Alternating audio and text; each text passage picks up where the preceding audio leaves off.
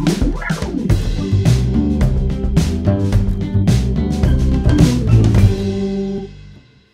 name is Rokhaya Diallo. I'm French. Yes, I know. When you think about the French, you don't usually picture people who look like me. Rokhaya Diallo, une des rares femmes noires dans le paysage médiatique français. On disait que vous faisiez partie des 100 Françaises les plus influentes, donc ça va peut-être encore s'améliorer avec ce trophée. Militante antiraciste, oui. Égérie d'une France qui se veut diverse, oui. Repère d'une génération qui refuse la fatalité de l'échec, oui. Messagère de la cause des femmes, oui. En même temps, elle est celle qui refuse que ses origines soient le marqueur de sa personnalité, celle qui s'élève contre l'interdiction du port du voile, celle qui défend la discrimination positive, qui fait de la télé, qui écrit, qui parle, qui organise des conférences, bref, elle fait feu de tout bois.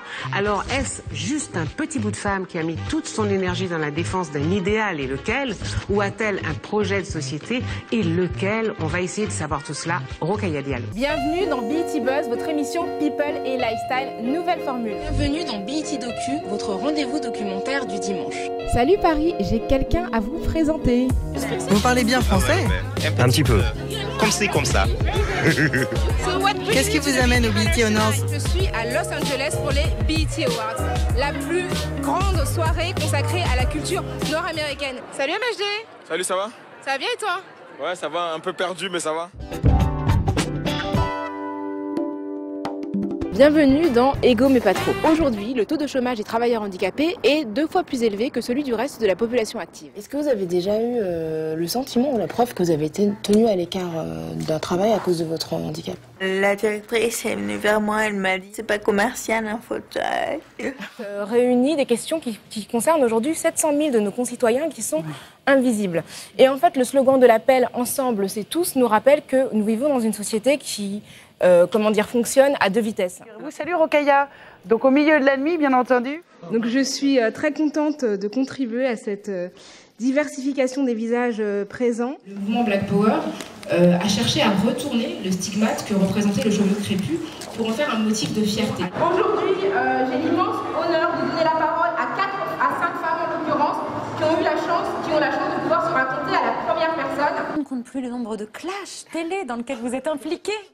Mais déjà, ils n'ont pas le choix, Éric Zemmour. Mais c'est faux. Vous savez très bien que si vous n'allez pas à Clichy-sous-Bois, c'est parce que vous avez les moyens de vivre ailleurs. Et les gens, s'ils avaient les moyens de vivre dans d'autres endroits, ils vivraient probablement dans votre quartier. Moi, mademoiselle, mais vivraient dans votre quartier. Je pense qu'il est difficile d'adhérer au Front National sans adhérer à des valeurs racistes. Oui, je le pense et je l'affirme devant vous. Je crois qu'Emmanuel Macron, jusqu'ici, n'avait envisagé l'armée que pour servir sa communication. On a vu que son premier déplacement, il l'a fait au Mali pour aller rendre visite aux troupes françaises. Pour moi, l'avancée des droits des prostituées, c'est le fait qu'elles soient protégées par l'État, qu'elles puissent exercer leur métier en toute sécurité et encore une fois, qu'on ne soit pas dans un jugement moral du travail sexuel parce qu'il s'agit de sexe. Rokhaya Diallo, avant qu'il doit nous quitter bientôt, vous vouliez ajouter quelque chose?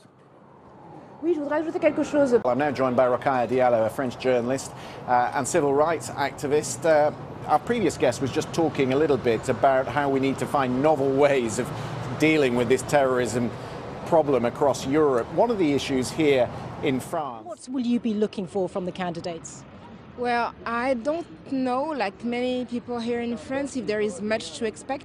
Ce que je trouve frappant, c'est qu'on puisse imaginer que le fait de porter une religion de manière visible, à savoir un foulard, une kippa, un turban, ça peut choquer les gens. Moi, je pense que ce sont les gens qui sont choqués qui ont un problème, et c'est à eux qu'il faut apprendre à vivre dans un pays où les gens ont des expressions religieuses diverses. Évidemment, nous sommes différents. Moi, ma couleur de peau, eh bien, elle est là, et je pense qu'il y a des gens à qui ça déplaît, mais je ne vais pas en changer pour leur plaire. Vous fêtez les 2 ans des Gabon Awards que vous avez créés. Absolument, absolument. C'est une cérémonie donc parodique qui a lieu pour la 2e fois consécutive ce soir. Elle a été créée par l'association Les Indivisibles dont je fais partie. Et il s'agit de primer de manière parodique et humoristique les meilleures déclarations racistes de l'année. Je suis auteur d'essais sur le racisme avec des ouvrages tels que Comment parler du racisme aux enfants, À nous la France, Racisme, mode d'emploi ou encore Moi raciste jamais. Il fait un parallèle entre le racisme et le sexisme en disant que c'est le même ressort qui consiste à prétendre qu'il y a une race inférieure. C'est-à-dire qu'au fond, et c'est ça qui est vraiment passionnant dans votre livre, c'est qu'on est dans la norme sociale. Tout à fait. C'est un pari d'amis, 5 trentenaires dans la capitale, une bande de copines comme autant de facettes de leur auteur, la féministe engagée, Rokhaya Diallo livre ici sa vision de la Parisienne multiculturelle. À son image, une image pas exactement consensuelle.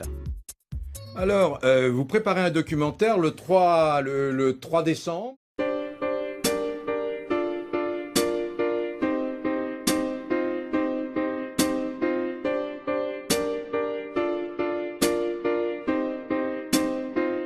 I belong to a category of people whose presence is rarely acknowledged.